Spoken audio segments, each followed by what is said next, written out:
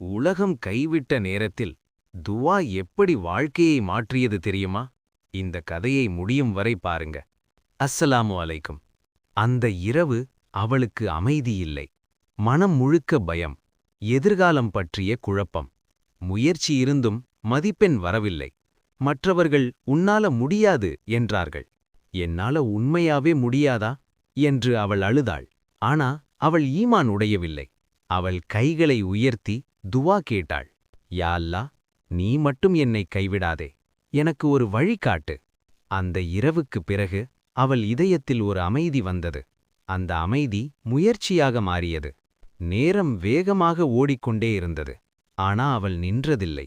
துவா செய்த கைகள் இப்போ புத்தகத்தை பிடித்துப் போராடின. இறுதியில் அவள் கண்ணீரை அல்லாஹ் வெற்றியாக மாற்றினான்.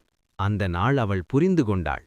துவா செய்யும் இதயம் தோற்காது, ஏனெனில் அது அல்லாவிடம் இணைந்திருக்கிறது. லைக் பண்ணுங்க, ஷேர் பண்ணுங்க. இன்னும் இது பற்றிய ஈமான் ஊட்டும் கதைகளுக்கு சப்ஸ்கிரைப் பண்ண மறக்காதீங்க. அஸ்ஸலாமு அலைக்கும்.